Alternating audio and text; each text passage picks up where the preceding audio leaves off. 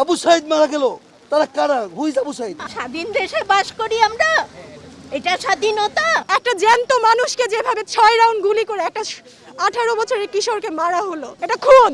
2 August কিংবা 33 জুলাই বৈষম্যবিরোধী ছাত্র আন্দোলনের 6 সমন্বয়ক জানান, ঢাকা মহানগর গোয়েন্দা পুলিশ হেফাজতে থাকাকালে 28 জুলাই রাতে ভিডিও বার্তায় আন্দোলন প্রত্যাহারের যে ঘোষণা তারা দিয়েছিলেন তা স্বেচ্ছায় দেননি। ডিবি কার্যালয়ে তাদের জোর করে খাবার টেবিলে বসিয়ে ভিডিও করা হয়। নিরাপত্তার নামে 6 সমন্বয়ককে ডিবি হেফাজতে জোর করে আটকে রাখা হয়। যৌথ বিবৃতিতে তারা এসব কথা বলেন। অন্যদিকে 33 জুলাই বৃষ্টি উপেক্ষা করে শত শত শিল্পী ও সাধারণ মানুষ ধানমন্ডি আবাহনী মাঠের সামনে ছাত্র জনতার হত্যার প্রতিবাদ করেন। তারা হত্যাকাণ্ডের ঘটনায় জাতিসংঘের তত্ত্বাবধানে তদন্ত চান, সরকারের পদত্যাগ দাবি করেন। শিল্পীরা হত্যাকাণ্ডের দৃশ্য নিয়ে দীর্ঘ ক্যানভাসে লাল রঙের প্রতিবাদী চিত্র আঁকেন। সেদিন আয়োজকদের সঙ্গে সাধারণ মানুষও যোগ দেন। অন্যদিকে রাজধানীর উত্তরায় গণমিছিলে শিক্ষার্থীদের সঙ্গে পুলিশ ও স্থানীয় আওয়ামী লীগ নেতাকর্মীদের সংঘর্ষ হয়।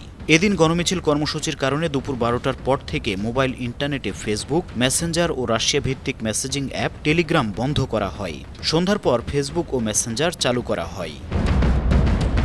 বৈষম্যবিরোধী ছাত্র আন্দোলনের গণমিছিল কর্মসূচির অংশ হিসেবে সেদিন জুমার নামাজের পর রাজধানীর সায়েন্স ল্যাব মোড় অবরোধ করেন একদল তরুণ যুবক। পরে বিকেল 4টার পর তারা মিছিল নিয়ে শাহবাগে যান। দুপুরে বায়তুল মোকাররম ও প্রেস ক্লাব থেকে মিছিল নিয়ে শিক্ষার্থীরা শাহবাগে বিক্ষোভ করেন। বিকেলে ঢাকার ইসিবি চত্বরে বিক্ষোভ করেন কয়েকশো শিক্ষার্থী। এর আগে বেলা 11:30টার পরে আফতাবনগরে ইস্ট ওয়েস্ট বিশ্ববিদ্যালয়ের শিক্ষার্থীরা মিছিল বের করেন। অন্যদিকে বাংলা মোটরে মানববন্ধন করেন পরিকল্পনাবিদরা। জাতীয় প্রেস ক্লাবে প্রতিবাদ সমাবেশ করে সাংস্কৃতিক শিল্পগোষ্ঠী উদীচী, এর সঙ্গে যোগ দেয় কয়েকটি সংগঠন।